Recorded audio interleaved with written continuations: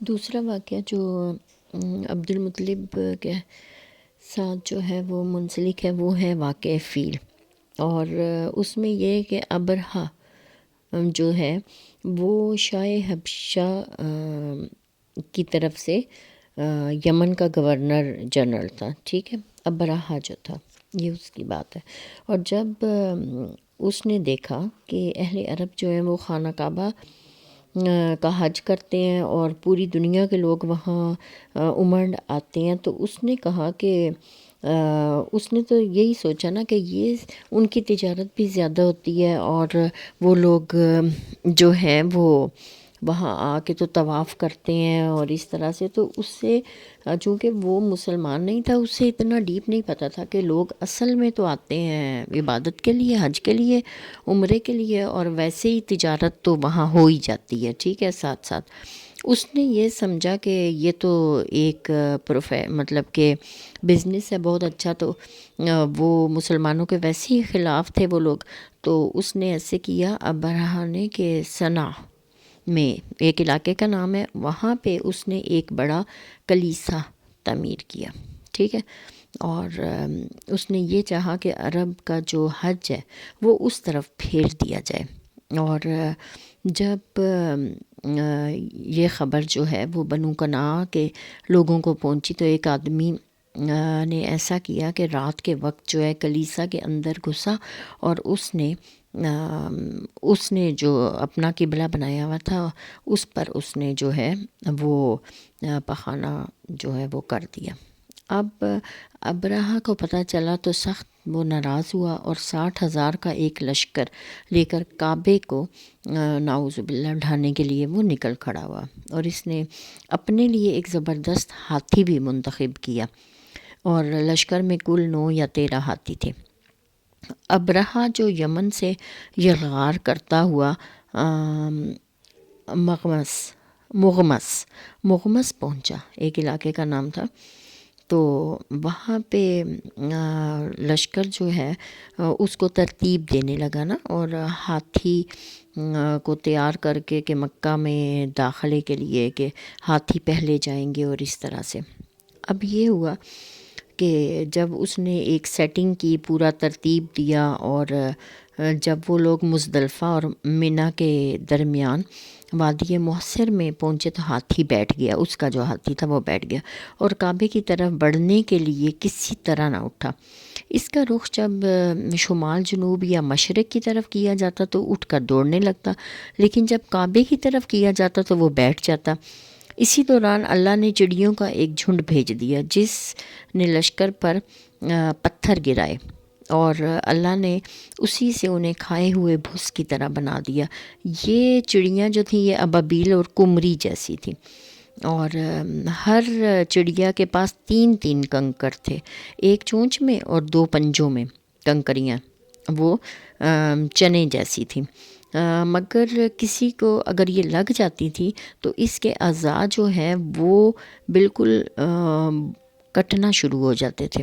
یعنی کہ وہ کھائے ہوئے بھس کی طرح ہو جاتے تھے، جس اعضاء پہ وہ لگ جاتا بے جان ہو جاتا، بھربھرا ہو کر وہ گرنے لگتا تھا۔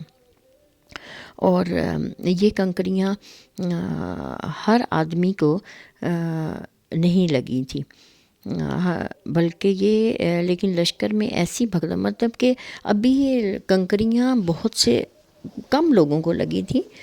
لیکن یہ ہے کہ ایسی بھگدڑ مچی کہ لوگ جو ہیں وہ ایک دوسرے کو ہی رونتے ہوئے نا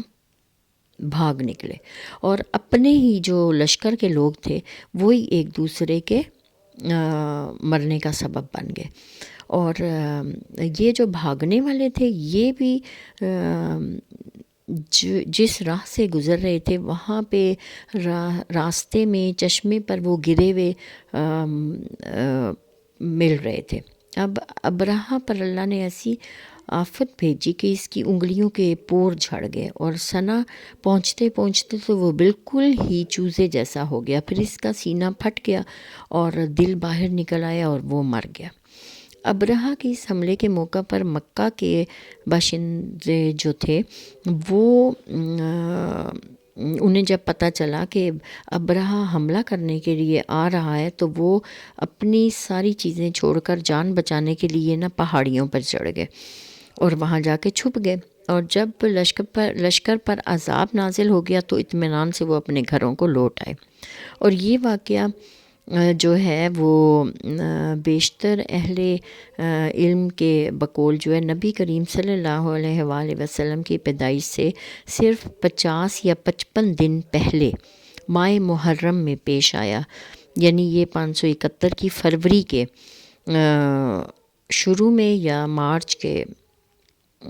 اوائل، نہیں فروری کے آخر میں یا مارچ کے شروع کے دنوں کا یہ واقعہ۔ اور یہ دراصل ایک تمہیدی نشانی تھی جو اللہ نے اپنے نبی اور اپنے کعبہ کے لیے ظاہر فرمائی تھی، کیونکہ آپ بیت اللہ کو دیکھیں کہ اپنے دور میں اہل اسلام کا وہ قبلہ تھا، اور وہاں کے باشندے جو ہیں وہ مسلمان تھے، اور اس کے باوجود اس پر اللہ کے جو دشمن یعنی مشرکین کا تسلط ہو گیا تھا۔ ٹھیک ہے، تو یہ ساری نشانیاں جو ہیں وہ رسول پاک صلی اللہ علیہ وسلم کی پیدائش کو ظاہر کرتی ہیں۔ اور پھر جو ہے اس کے بعد یہ ہوا کہ چونکہ پہلے یہ ذکر آ چکا ہے کہ عبد المطلب نے جب وہ چاہ زمزم کھود رہے تھے اور پانی جو ہے نکال رہے تھے، تو انہوں نے کہا تھا کہ اللہ تعالیٰ مجھے 10 بیٹے دے تو میں ایک بیٹا قربان کروں گا۔ تو جب عبد المطلب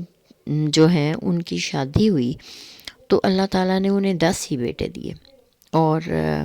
جو رسول پاک صلی اللہ علیہ وسلم کے دادا ہیں، یعنی رسول پاک صلی اللہ علیہ وسلم کے 9 چچا تھے، تو ان کے نام حارث، زبیر، ابو طالب، عبداللہ، حمزہ، ابو لہب،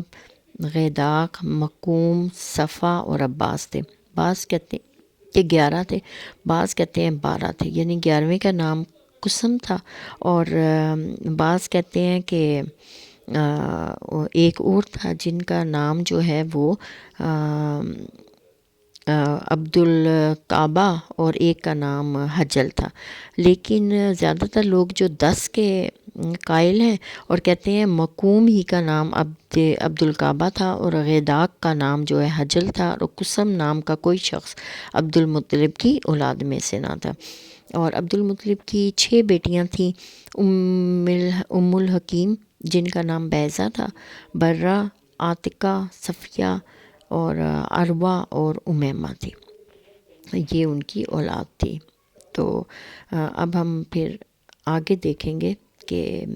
جو ان کی اولاد میں سے حضرت عبداللہ تھے رسول پاک صلی اللہ علیہ وسلم کے والد، وہاں سے پھر ہم شروع کریں گے کہ کس طرح سے یہ آگے کو رسول پاک صلی اللہ علیہ وسلم کے والد صاحب سے کس طرح سے شروع ہوتا ہے آگے سارے واقعات۔